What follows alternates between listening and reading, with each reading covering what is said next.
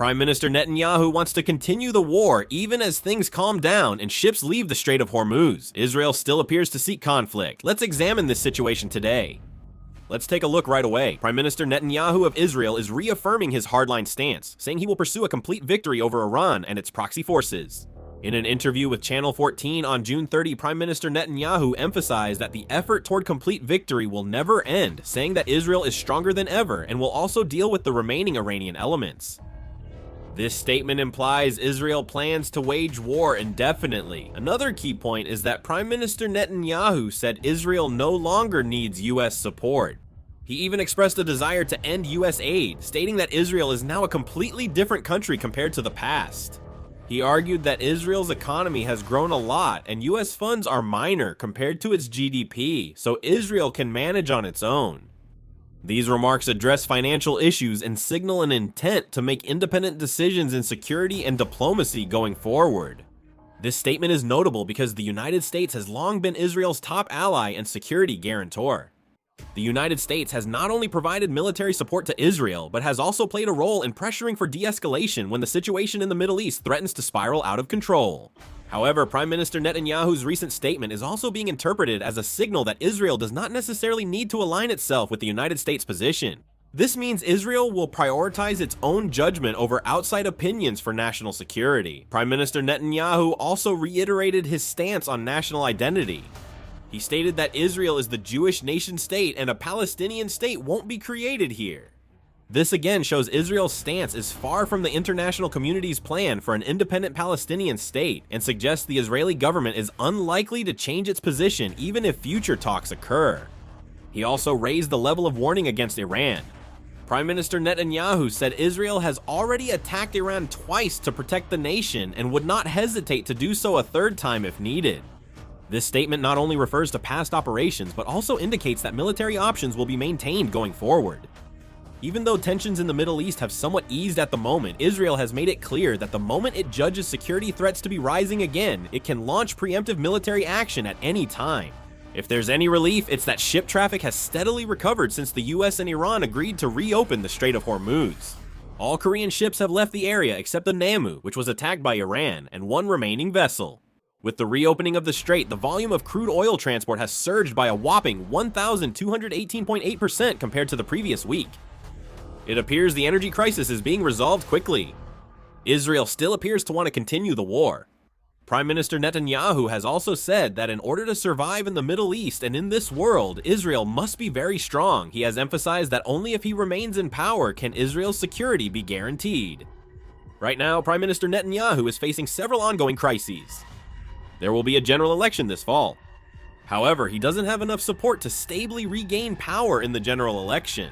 On top of that, he has made it clear that extreme parties and Haredi parties will definitely be included in the next government. That shows how precarious Prime Minister Netanyahu's political situation is.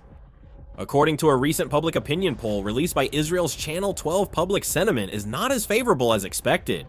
Only 11% of respondents said they believe Israel has won this war, and just 13% said they believe former President Trump will actively protect Israel's national interests in the future. These figures show that in Israeli society, which has long prioritized security above all else, the public's evaluation of the government has become quite critical. Especially as the war drags on, the burden felt by the people continues to grow. With extended military service, more reserve duty, higher costs, and ongoing security issues, more people are questioning the government's response. On top of this, the perception that the war has not achieved its objectives is adding to the political pressure on the Netanyahu government.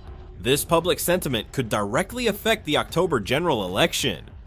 Likud party, led by Prime Minister Netanyahu, and the right-wing coalition are far from assured of winning a parliamentary majority in the next election. Some polls predict that the coalition will fall short of a majority, and some analysts say that depending on the election results, forming a new coalition government may be inevitable. The opposition is also stepping up its offensive. The opposition says the Netanyahu government prioritized security but failed to deliver stability or results, stressing the need for new leadership. Amid this climate, many speculate that Prime Minister Netanyahu's main election strategy will be to restore his image as a strong security leader in the time left. What's interesting here is that within Israeli political circles, some even view Prime Minister Netanyahu as a relatively moderate figure. While many outsiders perceive Netanyahu as a representative hardliner, if you look into Israeli domestic politics, there are quite a few politicians who take an even tougher stance than he does. In particular, some of the far-right parties currently forming the coalition government have been consistently calling for an even greater military response, and even within the opposition, there are quite a few politicians who maintain a hardline stance when it comes to security issues. In this political climate, some say even Netanyahu can't ignore strong internal pressure. A representative figure is the Minister of National Security, Itamar Ben-Gvir. Ben-Gvir has consistently insisted on carrying out stronger military operations against Hamas and Hezbollah.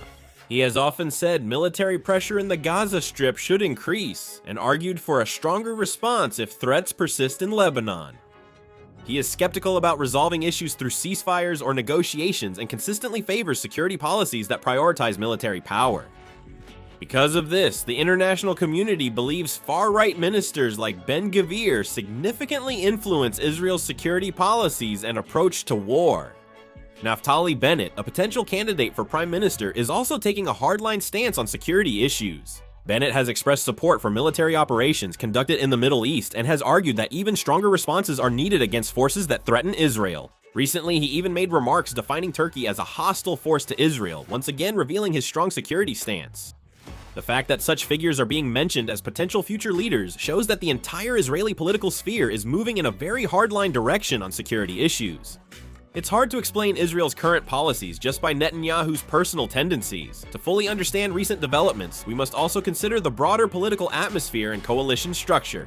Key here are the subtle strategic differences developing between the United States and Israel. President Trump had a very close relationship with Prime Minister Netanyahu during his presidency.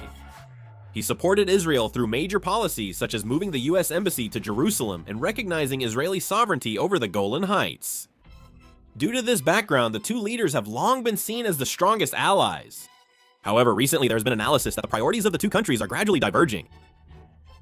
The United States is feeling burdened by the ongoing military conflicts in the Middle East.